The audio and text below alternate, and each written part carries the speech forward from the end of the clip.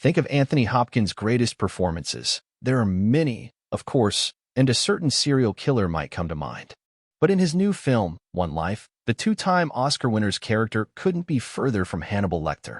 The movie, in theaters Friday, tells the true story of Nicholas "Nicky" Winton who, in 1938 as a 29-year-old, Johnny Flynn, helped save hundreds of mostly Jewish children on the eve of World War II, secretly transporting them from Prague to his native Britain before Nazi forces invaded Czechoslovakia. 50 years later, the BBC series That's Life surprised Winton, Hopkins, reuniting him on air with one of those now-grown children, and then again with an audience full of survivors and their children. For decades, he had kept the missions that he and several others carried out private. Suddenly, though, he was a reluctant hero. The episodes made worldwide headlines and went viral online years later. But Hopkins admits he wasn't aware of the story when it broke. "I was somewhere else. I'm not a big viewer of television, so I must have missed it," Hopkins tells Entertainment Weekly over a recent Zoom call from London. In fact, the first time he heard about Winton was from his daughter, who told Hopkins she wanted him to play her father.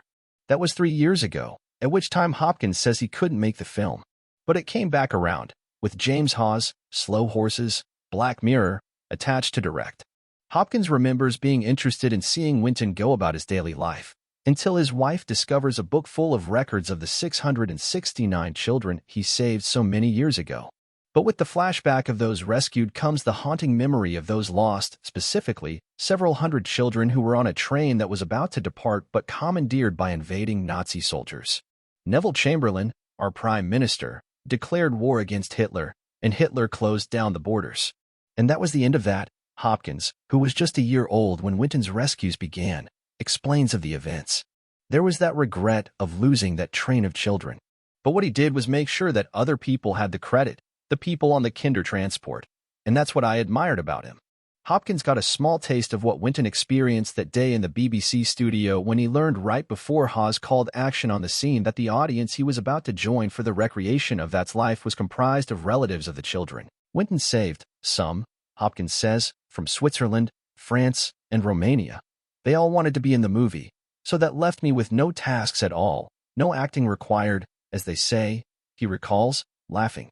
I found it very moving when a host, Esther Ranzin, said, "Anyone here who owes their life to Nicholas Winton, stand up."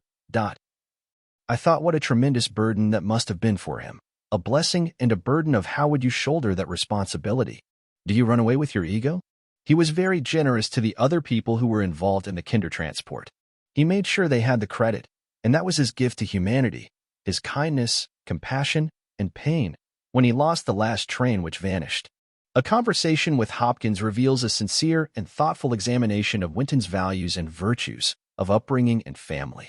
For everything the actor puts into his performance from a psychological perspective, he's just as philosophical about it. Winton was asked by various American journalists after That's Life, maybe before he was knighted. I think it was the same journalist from America, "Do you believe there is a God?" And he said, "Well, Germany was praying for victory. Britain was praying for victory. America was praying for victory.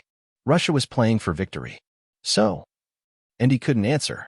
The journalist asked, "Do you see any hope for the future?" He said, "No. No hope for the human race? No, unless we learn to compromise. If we don't compromise and try to understand the other side of the argument, our opposing, so-called enemy argument or opponent's argument, then it's over. We live in an age of absolutes. I know, and you don't. I'm right, and you are wrong. That's a surprising state to be in after all that happened 80 years ago. And now we're thinking, well, where are we? Have we learned anything? I'm not saying that's a terrible judgment on the human being.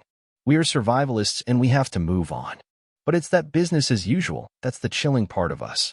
He mentions Jonathan Glazer's The Zone of Interest, a film he had just watched. "We are selfish, survivalist creatures. We all are," he continues. "To survive, we have to have an ego that pushes it. But when that gets out of line, you'd be skinned to start knowing that you are certain that you can lead 83 million people like the Pied Piper into the abyss as that man did 80 years ago, and then blew his brains out into the rubble of Berlin for an idea. The idea. And that's the terrifying thing, the absolutist idea and the foundation of any dictatorship. And without citing anyone, you hear it constantly on the radio, on the television. Let it be understood. Let me be clear. Politicians say that a lot. Why is everything going down the drain? Why can't people get jobs? But we are all part of the same mechanism. We're only human beings. Once you begin to think you're exalted above that, then it's the end. While his words are rich with experience, he is quick to dismiss his own wise observations. But I don't know. I don't know anything. What he does know is that he's grateful to still be telling stories at 86 years old. I wake up in the morning and think, thank goodness I'm alive today, he says, admitting that he, like Winton, does think about not just his achievements but his regrets. You look back, you think, well, that was then. You make the compromise of making amends or apologies, this, that, the other.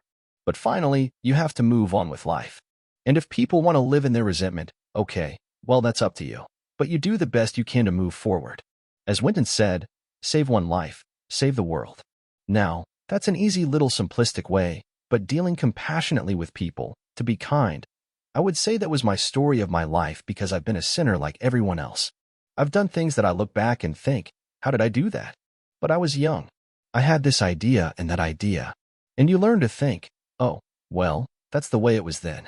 And hopefully I've learned to don't do that anymore. It's not worth it. Don't do it. Just be kind. Be thoughtful to other people and respect other people. That doesn't mean to say I'm a doormat, but respect other people. Listen, listen, listen. It's easy to fight. It's easy to come out fighting. I was punchy when I was a young kid. I'm too old to do that anymore. But not too old for social media. The actor has connected with a whole new audience with his posts on Instagram and TikTok, where he has millions of followers.